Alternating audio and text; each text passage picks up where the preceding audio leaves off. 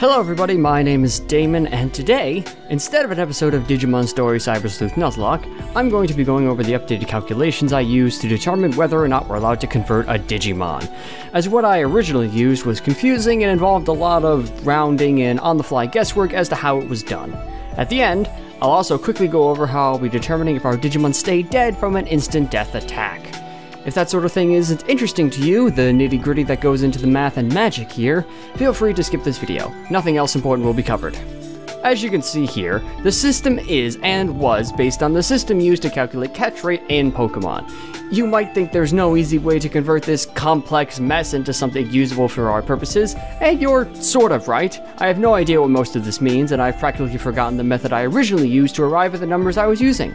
There's a lot here about critical capture, grass modifier, Pokemon modifier, the type of ball, whether Pokemon is statist, O-powers, and the wobble system. We're ignoring almost all of this, all except for the type of ball we're using, and even then, we're only using a single type, the timer ball. Thankfully, we have a hand calculator courtesy of the Cave of Dragonflies. Let's first start with determining the type of Pokemon we're inputting in the system. Obviously, a Digimon doesn't have a catch rate, but I've decided to compare the stage of their Digivolution with a Pokemon's catch rate. We're using the two extremes for the system, so for the hardest Digimon to catch, a Mega, we'll use a catch rate of 3, and for the easiest, an in-training one, 255.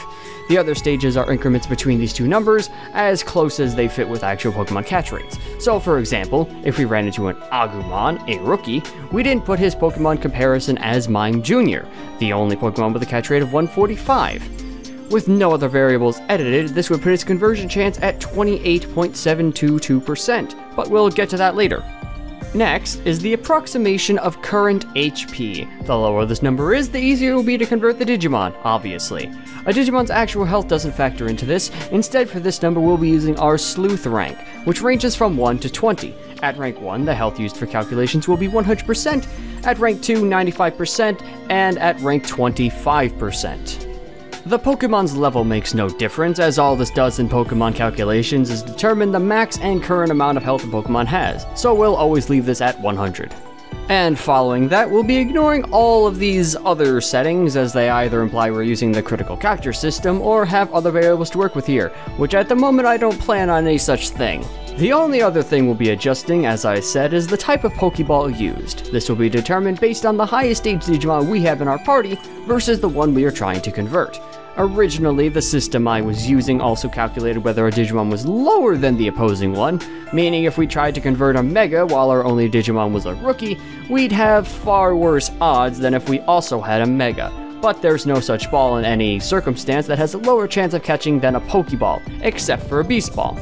Additionally, I had planned on using the three main types, the Pokeball, which provides a multiplier of 1.0, Great Ball 1.5, and Ultra Ball 2.0. However, if I wanted to split 3 Pokeball types over the 6 stages of Digimon, I'd have to use an external calculator to determine some of the possibilities. As such, we'll only be using the Timer Ball. This way, I can easily determine the multiplier if we are 1, 2, or 5 stages above the opposing Digimon. If we are of the same stage, our current turn will be listed as 1. If we are 3 or 4 above, it will be listed as turn 4 or 5 respectively, and if we are 5 above, only possible if we have a Mega while trying to convert an in-training 1, it will be listed as turn 6. Normally a timer ball caps out at turn 11, but if we used numbers past 6 in calculations, we'd be converting Digimon left and right. Let's run through some examples just so you understand how it all comes together. We've run into 2 Tsunomon, and as an important note, we will always try to convert the Digimon that appears furthest on the right. As Tsunomon is an in-training 2, his comparable catch rate is 200. Let's use a Plusle as his Pokemon substitute. Our current Sleuth rank is a young Cyber Sleuth, which is rank 2, thus we will put the approximation of health at 95%. The highest Digimon in our party is Dorugamon, a champion, which is 2 stages above in training 2. Thus for our Timer Ball turn, we will list it as turn 3. With all that in mind, we find that our conversion chance for this Tsunomon is 55.878. You might think that's low for the stage we're at, and it is, but the point of this Nuzlocke is that as a trade-off for being far easier to level up than Pokemon, Digimon are supposed to be hard to come by. You also have to realize just how many opportunities we have to convert Digimon. Practically every case we take opens up a new digital space where we can attempt a conversion. Additionally, that's the chance we can convert them at rank 2. At later ranks, the chance of conversion becomes close to or actually guaranteed. Back to the example, now that we have the conversion chance of 55.878, we're going to see if we're lucky today. We'll be using random.org service for this. What I did before was randomize 1 to 100 and ended up rounding the chance we were working with.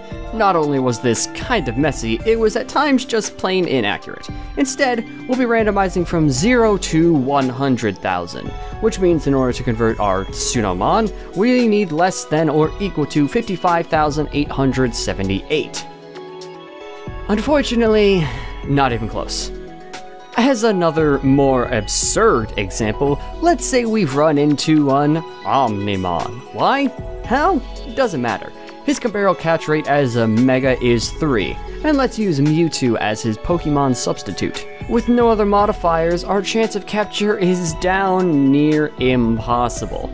Not that there are many other modifiers to add, even if we ourselves have a Mega, our current turn variable remains 1. And even at Sleuth rank 20, our chance has not increased much. Again, this is painfully low, but we shouldn't be expecting to convert Megas in the first place. On top of that, this is actually a monumentally greater chance of capture than the old system would have allowed for, where we had less than 1% chance to catch a Mega at rank 1. I hope you find this information fascinating, or at the very least, less frustrating than me just telling you what the chance we can catch a Digimon is.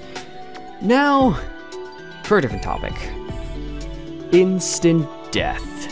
As found out in an earlier episode, some Digimon have the capacity to inflict an attack that kills you no matter what. Some of these have low infliction chances, such as 10%, but others, like Nightmon's Berserk Sword, will instant kill any time it hits, which, to be fair, is only 30% of the time, supposedly. Anyway, this is a mechanic that sort of pisses me off. If I weren't playing a Nuzlocke, I might be more okay with it, but as it stands, it could instantly cripple my run with me literally unable to do anything about it. The only method I've found that prevents instant death is an item you get post-game, and as I've never played this game, I don't know what Digimon are capable of instant death. As such, there's going to be a slight calculation along with a randomization that will determine if a Digimon is deleted after being instant deathed.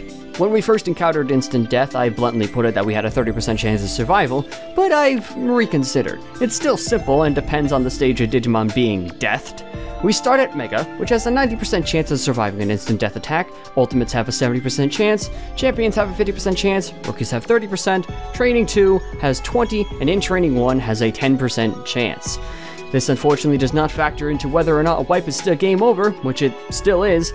It simply means if we run into an enemy that instant deaths one of my Digimon, there's a chance they can be revived if we survive the rest of the fight. That seems fair enough to me. And I think that about covers it. And now I won't have to explain my madness or pull up a calculator every time we run into a Digimon. Thank you all so much for watching, and I'll talk to you all in the next episode. Goodbye.